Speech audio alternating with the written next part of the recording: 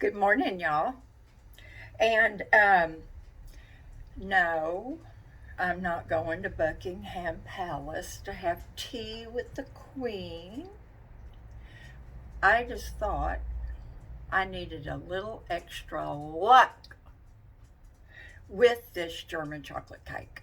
It's a miracle. I'm doing it. Okay, now I'm going to try not to be too mouthy and stick to the facts. Y'all know that. Oh, baby girl, let me move her, y'all, so I don't squish her. There you go. Um, Wash your hands. Um, there's always one thing that I screw up. Well, I don't know that it was a screw up, but this recipe calls for 1 cup of buttermilk. Now, on here, it says 1 cup equals 4 tablespoons of Seiko buttermilk blend plus 1 cup of water. Well, that makes sense to me. So I put my tablespoons in my measuring cup and I whisked it up. Oh, where is my baby? She's in here. You know, when I first got her, I thought, well, she's going to be cute. Oh, cute and decorative. But what am I going to use it for? Y'all, I use her all the time. So I used her to mix up the powder into the water. So then I put all the dry ingredients together, and I'll tell y'all what they are in another video. But anyway, when I looked at my buttermilk, it wasn't thickened at all. So then I looked, did I miss some directions? Oh, see the baker's pro tip? Good Lord, have mercy. It says first mix the dry buttermilk blend with the other dry ingredients. Add the appropriate amount of water when the recipe calls for liquid buttermilk. Why couldn't they have just said that in the first place? They're always trying to trip you up. So anyway, that was my boo-boo. I hope that's the only one.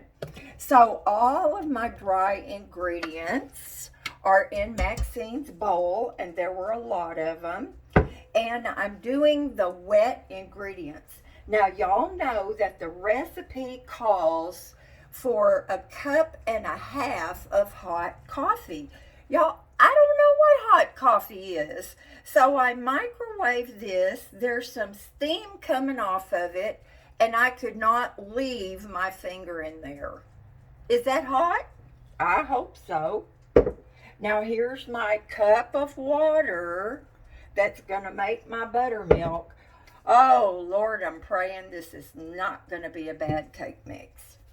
Okay, now then, so I'm just going to whisk up my eggs, my oil. It called for sour cream. Called for buttermilk. What else is it? Oh, a tablespoon of vanilla. I love vanilla. Everything we love gets expensive. Have y'all noticed that? Now, I'm really afraid to put this hot coffee in here, y'all. I mean, goodness me. But I guess I'm going to have to. There's a lot of dry ingredients.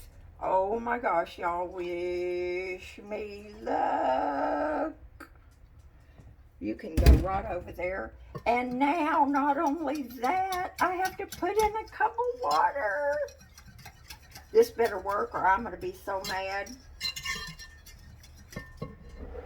Okay, y'all, here it goes.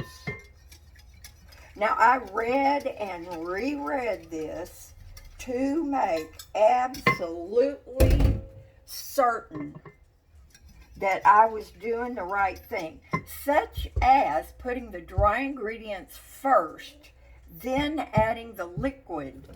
because most of the time you do your butter and all of that stuff first, and then you add the dry ingredients. Well, that's not what this recipe says, and this recipe does not use butter. Now, Preppy Kitchen says that if you want the moistest cake, use oil, and this called for 3/4 cups of oil. Okay, so, and then when you get your wet stuff in with your dry, you use a whisk and you whisk it for 2 minutes. Okay, then you put it in 3 8-inch cake pans.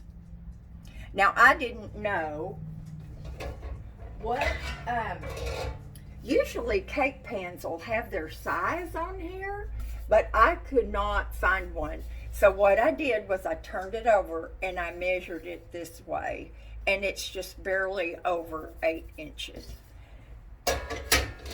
Okay, so I'm hoping that's gonna work. So, then there's one more thing. I tried the strips. I told y'all that you can get these strips and you wet them and you kind of squeeze them out and you put them around your cake pan, and it causes you to have nice flat cake layers, which is very desirable. Well, that didn't work really well for me.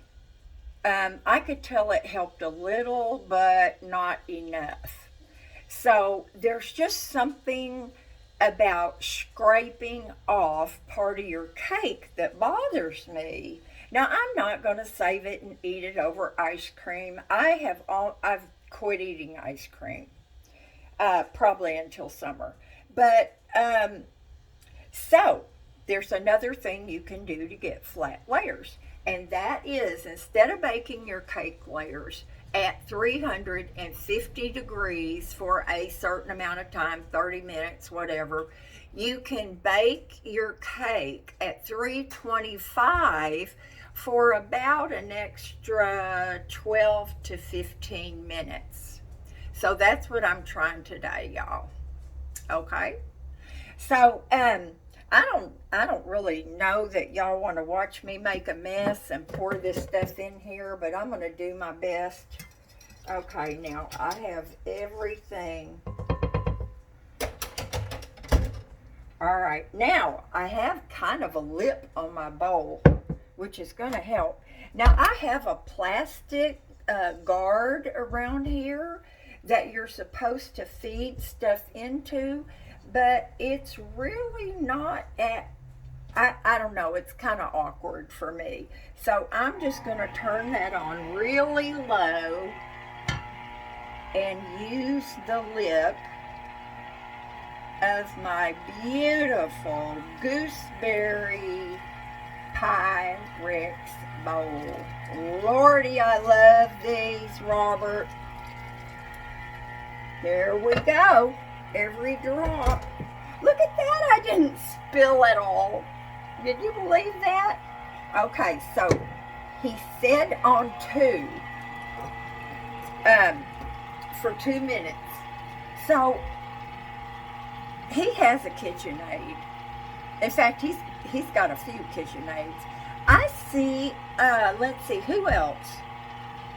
Sally's Baking Addiction. She has the baby pink one. She has a baby blue one. But anyway, here's another thing that they say about cake batter. To help you, if you've got a layered cake, you need to put exactly the same amount of ingredients in each pan. All your batter, it needs to be the same. And there's so many people that say, you really, if you're serious about baking, you need to have a scale. They all say that. So you can measure your flour. You can weigh your flour instead of measuring it. because having too much flour in something really affects how it turns out. And don't ask me how I know that, okay? But anyway, I'm going to do the best I can. What I'm going to do is I'm going to wash out my measuring cup, and I'm going to start with that so I can get as close as I can. So I'm going to let y'all go. I'm going to get these cake layers in the oven. I'll talk to y'all later. Bye now.